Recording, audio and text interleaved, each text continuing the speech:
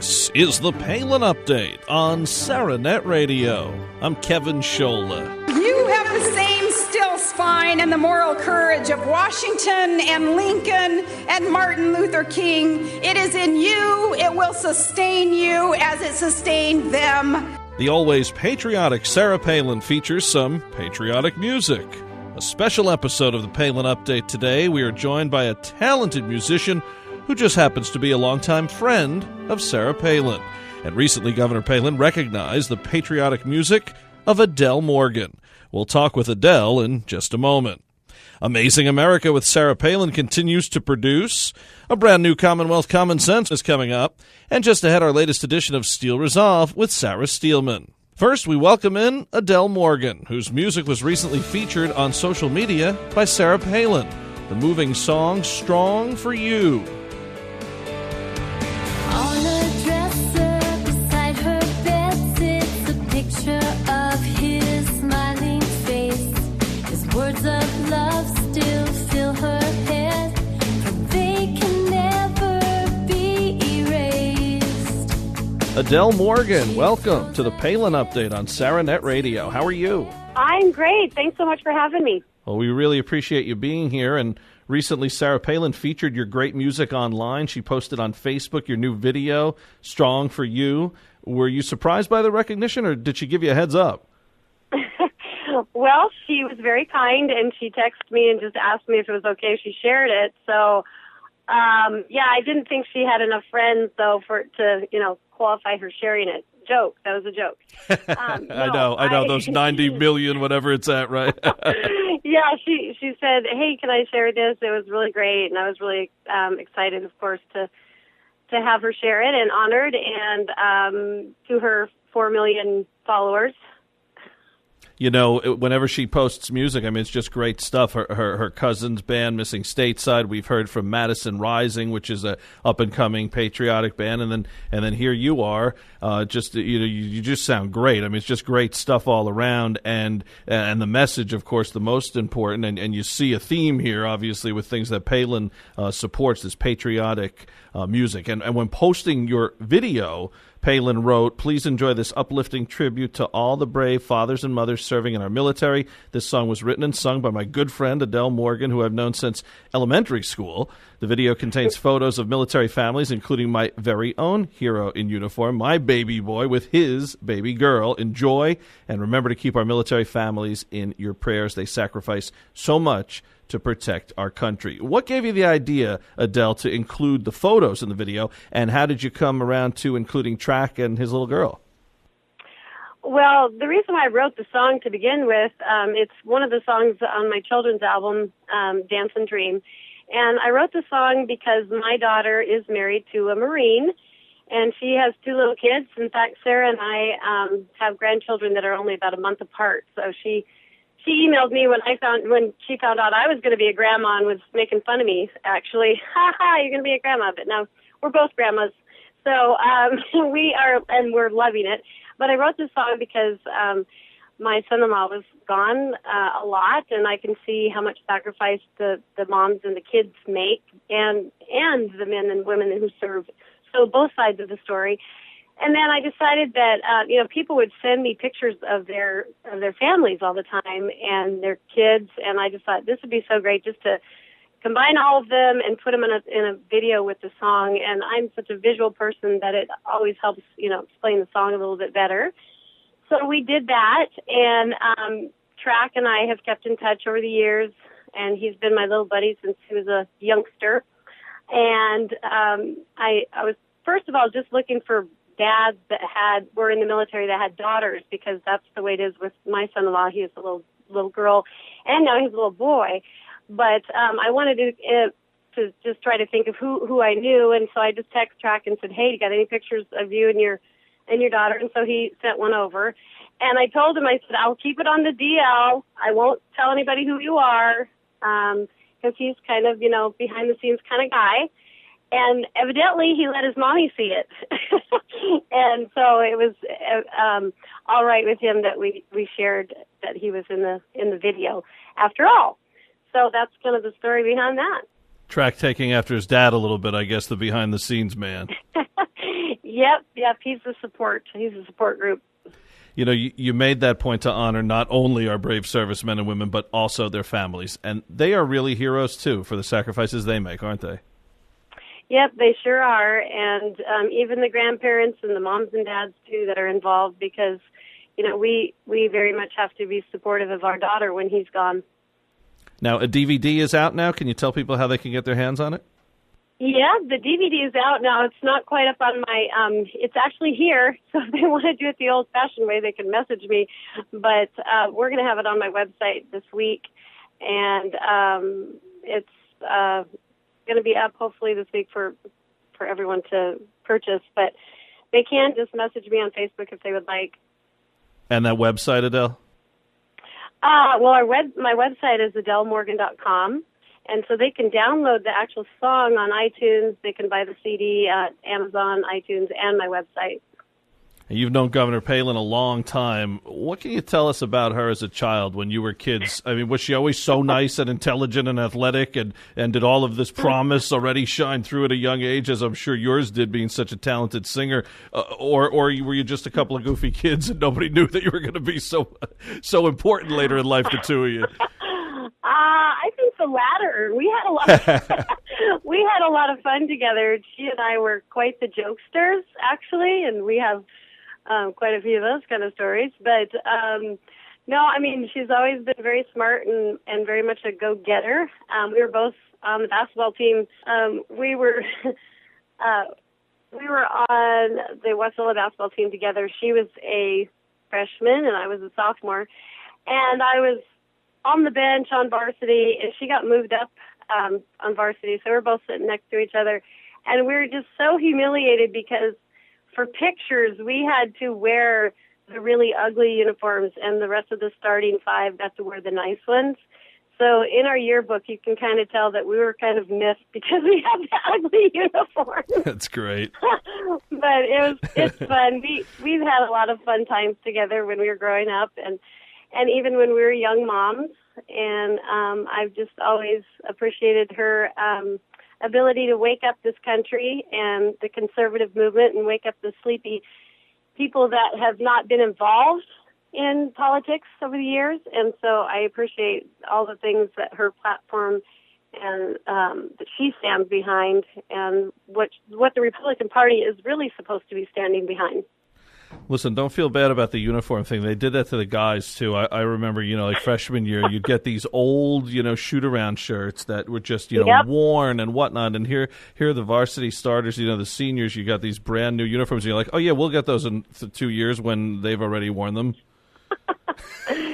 Yeah, that was the case. Yeah, pretty funny picture. Now, you said Sarah Palin and yourself jokesters. I mean, I think that just comes across now. I always say, when people say, why do you support the governor so much? One of the things I say, other than the fact that I want someone like that to be in a leadership role for my children, especially my daughter, to emulate, but also I always just say, I think she's just a very ordinary person who's extraordinary. And it comes across when you talk not only to her, but to Todd, to her parents, to Chuck Jr., to Bristol, whoever you want to mention. You talked about track. I mean, they just come across as that American family. And, of course, one great part of a wonderful American family is having fun and laughing and joking around. So I'm not surprised by that assessment, Adele. That is for sure. She used to say when she would tell me something and she'd really want me to be for sure she was telling me something that she wanted to promise, she would say "Pie Spy." I don't remember why. And then we'd do like a little pinky swear and we'd say "Pie Spy." And I remember during her run for governor, I said, "So you're going to really do this thing and do it right, huh?" And I said "Pie Spy," and we just had a good time laughing and doing the pinky swear. Well, I mean, and you got to love things like that, because not just yourself, but all these other people who she's been friends with for so long. It doesn't matter, I mean, this is the only Republican woman to ever be on a national ticket. She's in a class all her own, and who does she stick with? The people who've stuck with her, and I think you see that in her family, how open and how honest and how caring they all are. It's just a wonderful thing to see that people can learn from, aside from politics, which she's on the ball on, of course, and leadership and all of those things. And just just the values and the way she carries herself, and you can see it comes across when you see friends like Adele Morgan. Now, let's talk a little bit more about you, Adele Morgan. How'd you start your career, and what's the latest on the musical front? Well, I started really bugging my sisters by singing a lot around the house. And I guess the thing that launched the professional career is that I had a friend enter me into a contest, and it was a local contest here, but the trip was a trip to Nashville. So I won the contest, and from then on I've just honed my abilities in songwriting and just kind of sung wherever I possibly could, but I always wanted to have a purpose with my music. In fact, one of my slogans is music that inspires change. And so I speak at a lot of charity events and things that I really believe in. For instance, a lot of veterans events, and I'm a diabetes advocate. I'm also a type 1 diabetic, and I was a former national spokesperson for Medtronic, and they are a company that makes an insulin pump, and I wear an insulin pump. And I also do women's conferences. I take all of those things very seriously, and I'm always honored to be able to sing and move people to make changes in their lives. I think you may have touched on this a little bit there, but why do you tend to sing about things like military and patriotic themes? You just have that love of country that we see from Governor Palin and so many Americans, across this exceptional nation. It's just that love of country. Is that what it is? And the fact that you have people personally out there on the lines for us? Well, when I was in second grade, I did a poetry contest and won it. And it was on our flag. It was the flag song contest. And it really made me delve into what liberty really means. And as a young person, when you grow up in a country like America, you cannot really appreciate what it would be like without our liberties. So that's what sparked my interest to begin with. And then as I grew, I just, I love to understand our country and I love history, for one thing. I love our Constitution. I started really studying that, and just from then on, being involved with military people in our family, just to see what it really takes to make this nation great and keep it that way. And I speak at a lot of churches, and I'm very, very, very much involved in our churches, trying to continue to keep God in our country. That's how we started. And when if you read Scripture, anytime God's people went away from Him, it was not a good deal. And I just really am praying and hoping that our country will continue to be a country under God, one nation, to stay the great country that we are in the world. Well, Adele, you are very talented, and we appreciate you being here. One more time, let's tell people how they can get the DVD, and also tell us your website. Well, the website is adelemorgan.com, and you can buy the CD, Dance and Dream. That's my new project out. It's the children's album that has the song Strong for You on it. We will try to have that DVD available to purchase online. If you want it right away, you can always message me through my website or through my Facebook page, Adele Morgan. And I also have things on iTunes and Amazon. All right, sounds good. And as we leave, we'll hear some more of your work. This one's called We the People. Adele Morgan, thank you so much, and God bless you. Thanks, Kevin. Appreciate it. The impressions on our coins are engraved in our minds. The faces of this nation have stood proud down through time. Defending our country, many died to keep us free.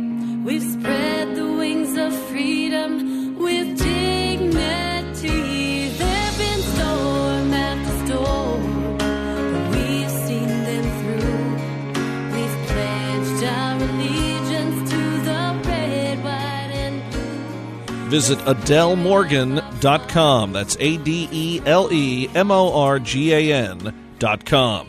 And to see what Governor Palin had to say about Adele Morgan, and to see Adele's video or any of the governor's posts in their entirety, visit Sarah Palin's Facebook page and follow her on Twitter at Sarah Palin USA. Amazing America with Sarah Palin has been a hit on the Sportsman Channel. Recent episodes have included a pirate hunter taxidermy, armored vehicles, and a fire academy. More new episodes are on the way. Don't miss Amazing America with Sarah Palin. Really a unique program on the Sportsman Channel Thursday nights. It's time for Commonwealth Common Sense with Susan Stimson and Kevin Scholla. And in this week for Susan Stimson is Andrew Kramer. He covers sports. He's a sports producer and an all-around good guy. Hi, Andrew. How are you? I'm doing great, especially after that introduction. How are you, Kevin? Doing well. Thanks so much for doing this. We appreciate it. Now, a lot going on in sports today, and it really moves into the political realm, too. Sarah Palin has talked about this a lot, and we've seen a lot of things happen recently that I don't know we would have seen in years past. Guys maybe getting status that maybe they wouldn't have got because of their off-the-field lifestyle. For instance, Michael Sam, who came out as a openly gay college player, now is almost covered on some of the networks all the time. You have Jason Collins, the gay NBA player who, has made a career of not producing. He only scores about 1 point a game, yet the Nets went out of their way to go sign him. So do you think these guys are actually getting ahead in their athletic career because of their off-the-court and off-the-field lifestyle? Yeah, it would almost seem so, wouldn't it? I mean, you look at Sam, who I guess it was February when he came out, and all of a sudden, that was the talk of the town. It kind of winded down a little bit, but now with the draft coming up, you're going to hear a lot more about Michael Sam, where he's going to go. And the thing about him is Sam's not going to be a first-round draft pick. He never was going to be. But you look at all the first-round draft picks, and Sam seems to be the household name now. He's the guy everyone's talking about. He's the guy, if you go to the average NFL fan, you ask him who's going to be the 15th pick, they probably don't know. But they all know who Michael Sam is. And, yeah, it's because he came out as being the first, or what will likely be the first openly gay football player in the NFL. And, if he's good enough to play, I mean, he had a great career in the SEC. If he's good enough to play, shouldn't that be what they're judging him on? And then if a team wants to bring him in, great, and go out and play. And if he's not good enough to play, then you need to cut him or need to get rid of him or be a backup. But it seems you're going to have teams now, for all sorts of issues, have to worry about how they handle people because how it's going to be perceived about why did you sign a guy or why did you cut a guy. It's really goes against everything sports is supposed to be about. The best people are supposed to be on the field, not for other reasons. What's going to be interesting is what if he does get drafted in, say, 4th, 5th round, wherever he's projected to go, and what if he is struggling out of the gate? Is the team going to cut him, or are they going to fear what the repercussions are going to be if they do? That's what I'm kind of interested to see. He's going to have a spotlight following him around for a majority of his career, whether it's 1 year, 2 years, 10 years, who knows? And he might be a great player, and if he is, hopefully he has a wonderful 10, 15-year career. But unfortunately, the spotlight is always going to be that now he's the first openly homosexual player. And meantime, you see these polls about how the locker rooms don't care. I think a lot of those polls are really skewed. I think they talk to who they want to talk to get the answer. But, another thing I thought of, too, Martin Luther King, a big hero to Sarah Palin, you look at his message about how you should be judged on your character, not your color. And now you see this here. It's not color, but it's sexual orientation. Same thing. Or, when you criticize Obama, people call you a racist. I mean, doesn't all of this go exactly against what Martin Luther King fought so hard for, saying you judge people on, and like we said, with Michael Sam, you want to judge him on football? Great. He shouldn't be out of the league because he's gay. No one's saying that either. But it seems he's being propped up because he is. So, they're going against everything really that was fought for. And the other thing you want to talk about in Martin Luther King, we just passed the Jackie Robinson anniversary of integrating Major League Baseball on April 15th. And I just can't stand it when people try to compare Michael Sam or Jason Collins to Jackie Robinson. Jackie Robinson, who went through so much. He's clearly a black man. There was no way around that. There have been gays in sports already for years. You can be gay and have no one know about it or have only a few people know about it and get through and have a career. Whereas back in the old days of baseball, if you were black, you were not allowed to play. So I think that is just unbelievable when people try to compare Sam or Collins to Robinson. Yeah, that is an unfortunate thing that you're hearing so often now. And Jackie Robinson did not choose the color of his skin. He's an African-American, and he had to break those barriers. Michael Sam, that's great that he came out the way he did. But the comparisons between Sam and Jackie Robinson, you just don't want to hear it all. And unfortunately, with the timing of everything, Jackie Robinson month and the NFL draft coming up, unfortunately, you're going to hear plenty of those comparisons. All right, now for fun stuff real quick before we go. NHL and NBA playoffs underway. Who do you like? I know you said the Canadiens, right? Wasn't that your original pick? And here they are off to a great start. So what did you say to me when you picked them? You said anybody can win in hockey, so I'll go with them, and so far so good. Anybody can win in hockey, and I was kind of joking when I said the Canadiens, but you know what? After the start they had, I'm gonna stick to that. I'm gonna say they're gonna win it all this year. The lone Canadian team in the NHL playoffs. And as far as the NBA, are we looking at another Heat three-peat, or is there a chance for anybody else to knock them off? No, there's a chance for them to get knocked off. They're, of course, going to beat Charlotte. They're going to, without a doubt, go to the Eastern Conference Finals, where probably in the East, the only team you're looking at is the Pacers to maybe knock them off. But I think out West, the Thunder, I think the Spurs, I don't think the Heat are going to three-peat this year. And on a personal note, I certainly hope they do not either. I agree with you on that. Hey, don't count out the Bulls or the Nets. We'll see what happens. All right, Andrew Kramer in for Susan Stimson this week. We really appreciate you being here. Hey, thanks, Kevin. Anytime. Andrew Kramer in for Susan Stimson this week. More Commonwealth Common Sense next week. Now our weekly commentary, Steel Resolve. Here's Sarah Steelman. Thanks, Kevin. We in the political world talk a lot about power, the power to do this or that. Power comes in many forms. The political world is mostly full of power derived from holding an office or a lot of money. The power that most significantly and permanently transformed the world, however, came in the form of God's Son, Jesus. His power came in the form of a cross. The stone was rolled away and the tomb was empty. Jesus had risen from the dead, resurrected. He had changed history. And he is still changing history through the power of his grace. Jesus transforms us into new beings. His forgiveness allows us to be free of sin. His love teaches us how to love each other. There is no greater power than that of love. You know, this winter has been particularly brutal, and that's why this year's spring is exceedingly beautiful. And Jesus takes us, ugly with sin, and transforms us into something exceedingly beautiful. That's the power that changes the world. That is the celebration of Easter. In the political world, love is rarely shown to each other anymore in any way, shape, or form. Sometimes I wonder if things would change if people had the courage to love one another. That doesn't mean there wouldn't be differences, but perhaps treating each other with genuine care and kindness would send a more positive message. I vote we give that a try and find out how the world can really change. This is Sarah Steelman for SarahNet Radio. Tune in again next week for another segment of Steel Resolve right here on the Palin Update. The Palin Update, including Commonwealth Common Sense and Steel Resolve, is on demand and available for download. Pick the show you want to hear, and you can listen anywhere, anytime. Well, that'll just about do it for this edition of the Palin Update. Also follow along on Twitter at Kevin Scholla, at Susan B. Stimson, and at Sarah_Steelman. And I'm doing some writing for Breitbart News. Just go to Breitbart.com and search Kevin Scholla.